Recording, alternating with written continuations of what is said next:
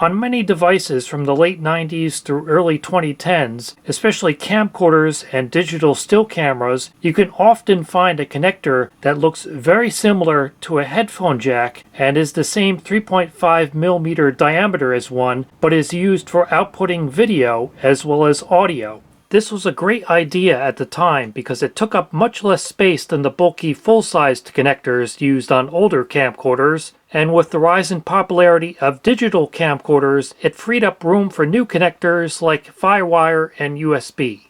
But now, 20 years later, when you're unlikely to have the original cable that came with your camera, you can easily run into a situation where you have two identical looking cables, but only one of them is going to work. And using the wrong cable can make you think your camera's broken when it's actually the cable that's the problem.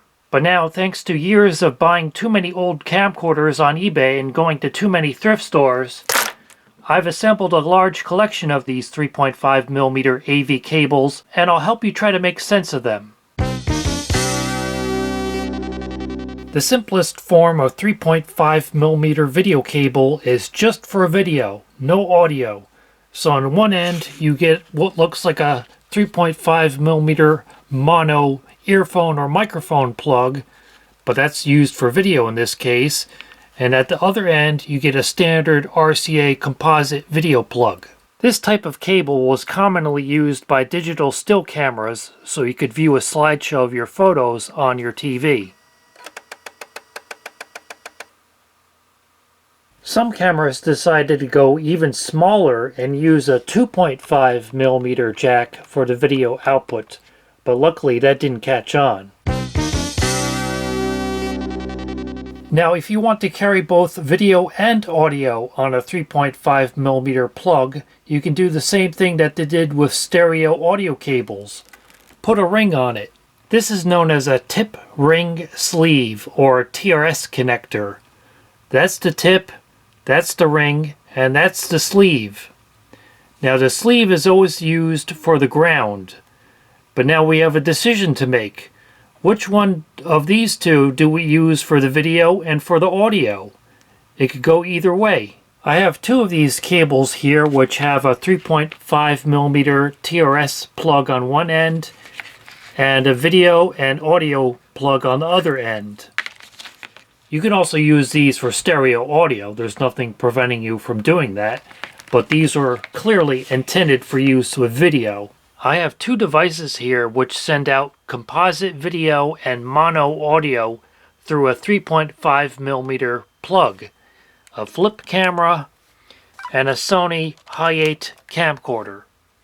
So let's first try this yellow cable. I'm going to plug the yellow and white plugs into the matching jacks on this TV, and first try it with the flip camera. It has this jack labeled TV. I get a buzzing from the TV speaker and no video, so clearly that's not working. Now let's try the Handycam.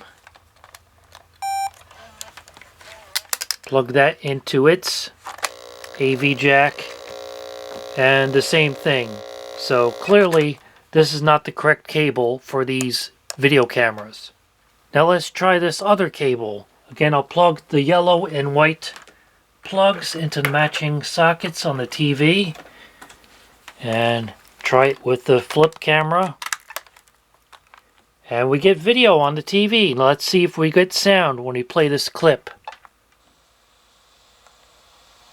The tail fans of the exhaust going out through the rear bumper, which definitely wouldn't pass modern safety standards. So this cable works fine with the flip camera. Just a quick test of the Sony CCD TRV-128 to make sure it's working. There's the charger for it. There's the tape I'm recording on. There's the candidate for a possible future video. Okay, that's working as well. Now, I don't know what kind of video device would use this AV cable, but clearly something does, otherwise they wouldn't have made a cable for it. But it's obviously not a Sony or a flip camera. And you may ask, what could you do if this was the only cable you had and you wanted to use it with one of these cameras. Well, it's very easy. You just reverse the video and audio connections. So that's exactly what I'm going to do. I'll take the white plug and plug it into the yellow video input jack, and take the yellow plug and plug it into the white audio input jack. Now if we take this backwards connected AV cable and plug it into the Handycam and turn that on, we get video and we get audio picked up from the camera's microphone. I checked them with my multimeter, and the purple cable uses the tip for audio, the ring for video, and the sleeve for ground, while the yellow cable uses the tip for video, the ring for audio, and the sleeve for ground. And like I mentioned earlier, there's no fundamental difference between one of these cables designed for video and a cable designed for audio. So you could just as easily take a very common 3.5mm stereo to RCA cable and use it for video. You'll just have to experiment to see which connector goes where. If you want to add another audio channel so you can have an AV cable with stereo sound, the solution is easy. Just add another ring. So now you have what is called a tip ring sleeve, or TRRS plug. And if you're thinking this opens up even more opportunities for incompatibility, you're exactly right. Because among all these different cables and splitters, using a TRRS plug for video, I've discovered at least 4 different pinouts that they use. These stereo AV cables with a 3.5mm TRRS plug were commonly used by camcorders, such as this Panasonic, but also by compact-sized DVRs, such as this iOmega ScreenPlay, and also some later modeled flat panel TVs started using them as a breakout for the composite video input, the stereo audio input, and also shared with the component video input. I'll start out with these 2 identical looking cables. They both have a 3.5mm TRRS plug, and then composite video and stereo audio RCA plugs on the other end. I'll put a piece of blue painter's tape on this one to more easily distinguish it. I'll start out with the cable that doesn't have the blue painter's tape on it.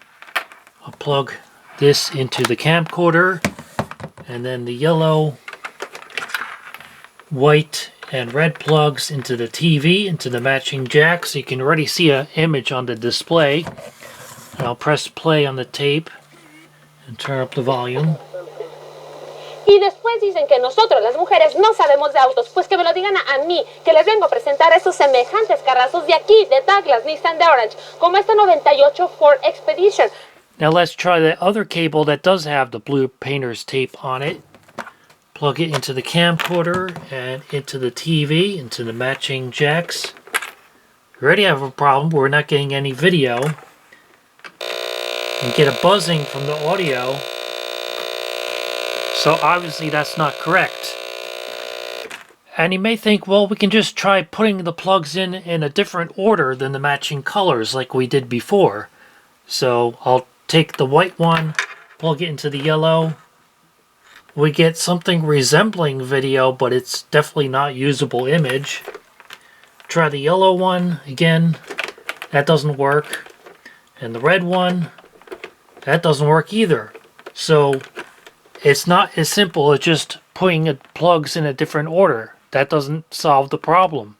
So we know this cable with the blue tape on it does not work with this camcorder. So you may be wondering, well, what does it work with? Well, let me bring in the iOmega ScreenPlay. It also has a 3.5mm AV jack on the back. I'll plug that in, and I'll plug it into the TV, into the matching connectors. Yellow for video, and white and red for audio. And we can already see an image on the screen. Let me try to get something playing here. Football sounds good enough. On BBC One, right after Match of the Day with Gary Lineker.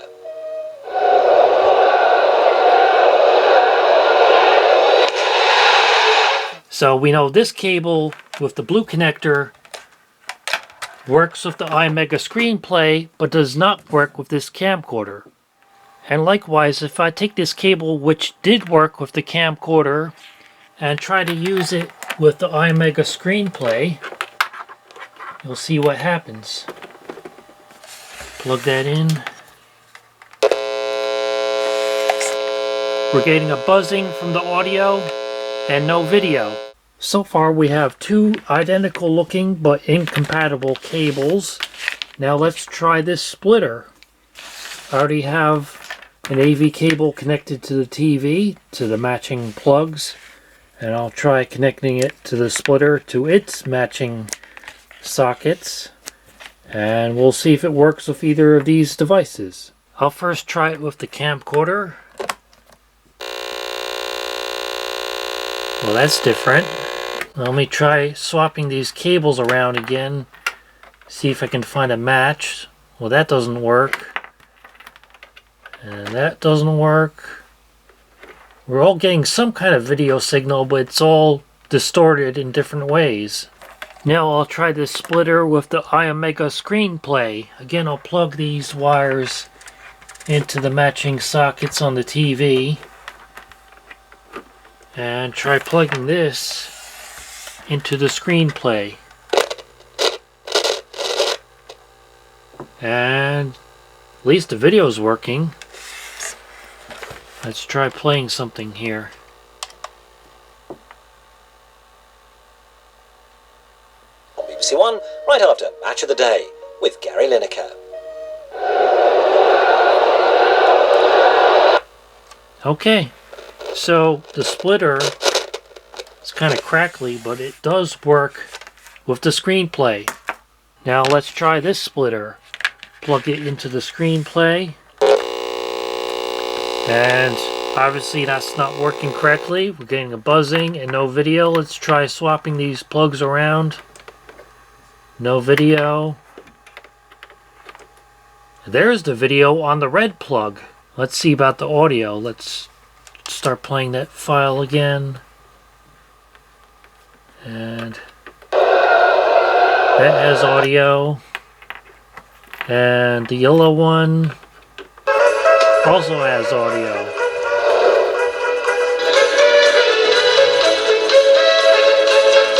Now let's try that other splitter with the camcorder. Well, the same thing as we got before, buzzing instead of video. Let's see if we can find a usable video signal. That's not usable.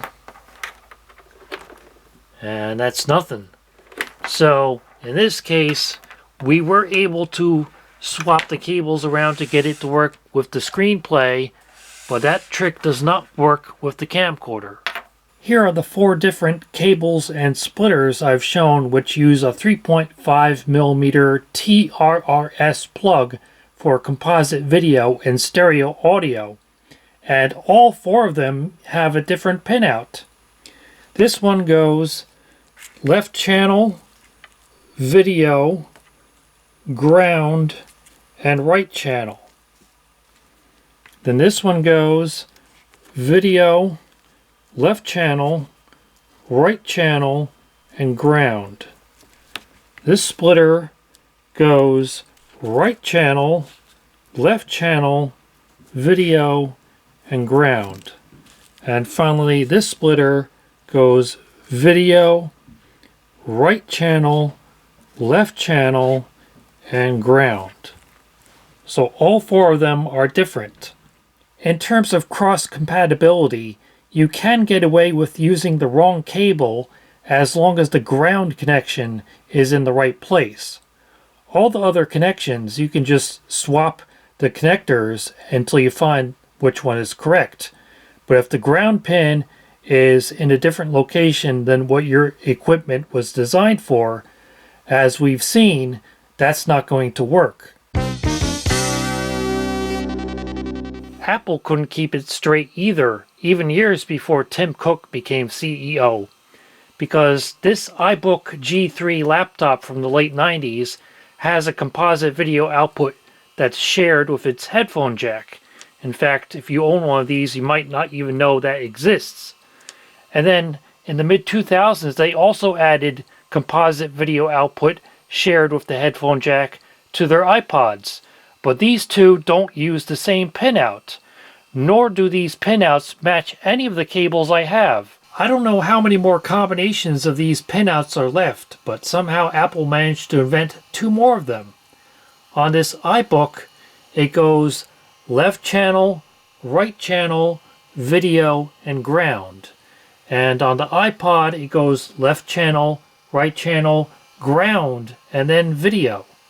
So for some reason they flipped the video and ground between these 2 different models. The iBook's pinout is the same as this splitter, except the left and right channels are reversed. So I just swapped those 2, and now I can plug it into the iBook, and we get an image on our TV, and it actually looks pretty good for composite. Obviously, it still is limited to standard NTSC resolution, but the image is actually surprisingly sharp, although there is some noticeable dot crawl on certain colors, as you can see on this little battery meter here. And on the iPod, you can use a camcorder cable, but you need to swap the red and yellow plugs, and then it will work. The one saving grace in all this mess of incompatibility is that there was a semi-universal standard, at least among the major manufacturers of camcorders. So if you find a cable that works with one brand of camcorder, such as this Panasonic, 195, pero aquí en Douglas Nissan de Orange solamente 80,000. then it's also going to work in this JVC. En Douglas Nissan de Orange lo vamos a desenterrar y les voy a presentar esta hermosísima 2002 Ford Explorer. Están muy buenas.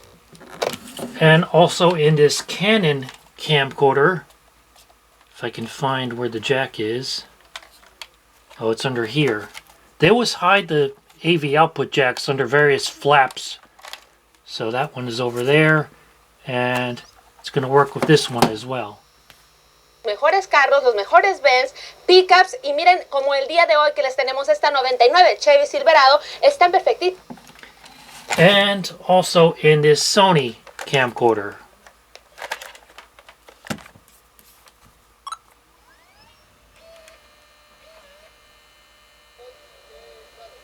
Aquí en Douglas Nissan de Orange tenemos un gran inventario, pero usted sabe que comprando una SUV nueva o usada, usted se lleva...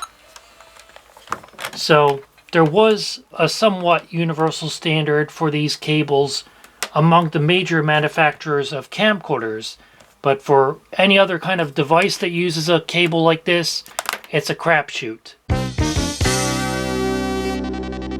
And just to illustrate what a gamble these 3.5mm AV cables are, here are 2 more of them I found recently at the thrift store.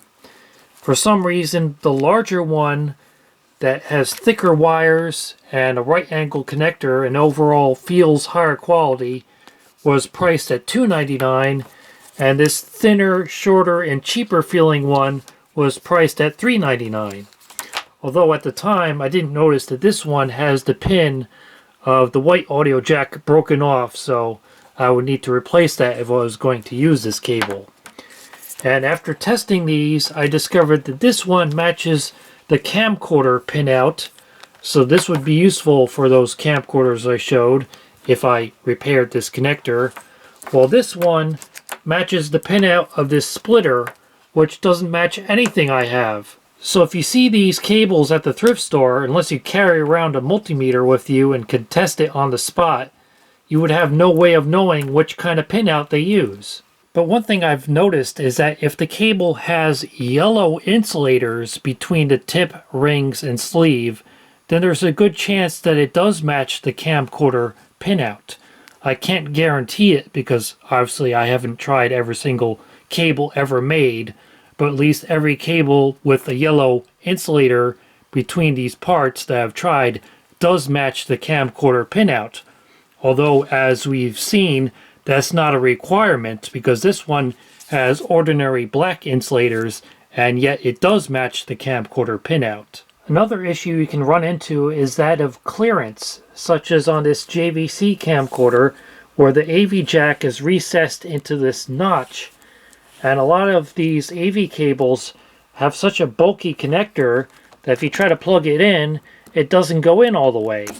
The only cable I've actually been able to find that fits properly is the one that originally came with the JVC camcorder, and that has a thin enough plug that it fits properly. And these 3.5mm TRRS plugs were not only used for composite video and stereo audio. Here's one that has one of these plugs, and it provides composite video and S-video. And in case you're wondering about the pinout, it goes from top to bottom here. It goes chroma, luma, composite, and ground. And if your camcorder has a dedicated S-video output, you may think, great, I can just use that instead. But remember, that's only for video. S-video does not carry the audio. So you may still need to use the camcorder's 3.5mm output jack just for the audio signals, even if you're not using it for the composite video. 3.5mm plugs were also used for component video, but if you were expecting them to come up with a universal standard for that, you're wrong again.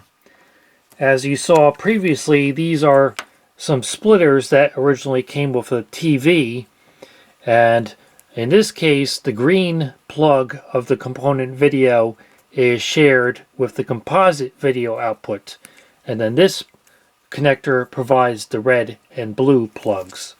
But on this iOmega ScreenPlay, it also has a component video output, but it does not share the green Luma pin with the composite video. It's separate. It was designed to use two of these 3.5mm TRRS cables, one for the composite video and stereo audio, and then another one for all three connections of the component video.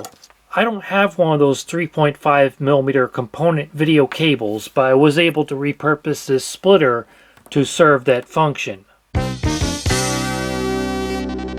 If you would like to find the correct AV cable for your camcorder without trying your luck at thrift stores, unfortunately, even when shopping online, it's not so easy because you can't always trust the vendor's description. For example, if you look on Amazon for the top result for a camcorder cable like the one I showed, in the listing they show the pinout as being correct for camcorders, but if you go down into the comments, there's somebody saying that the cable they received does not match that pinout. And you can find some vendors selling what they claim to be universal AV cables. They tell you can just swap the plugs around until you find one that's correct. But as we've seen, that doesn't always work. So I would recommend avoiding places like eBay, Amazon, and AliExpress. Instead, B&H sells the Parastone MAVC 106 cable, which will work. Cables Online sells the AV903 cable. And over in Australia, Jaycar sells the WV7345 cable.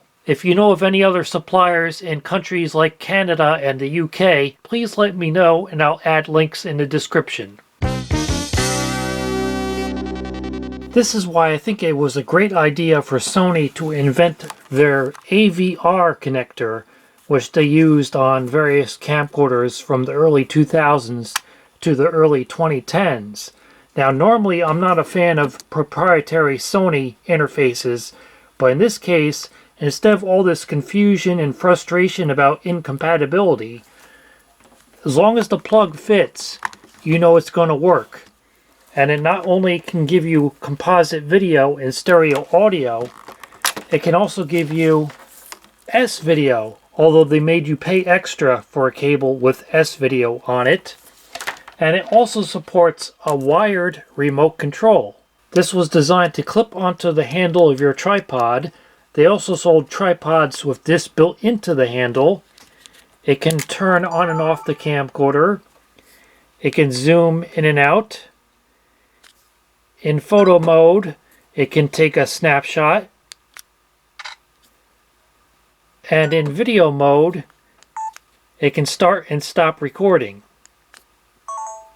So this is a really great idea. And because this interface was used by Sony, a major manufacturer, and they used it for about a decade, you don't have to buy Sony's own products. This is actually an aftermarket remote control by JJC, which is much less expensive than Sony's own version of it. It's the one good thing to come out of Sony's ill-fated micro MV format. These camcorders were the first to use the AVR connector.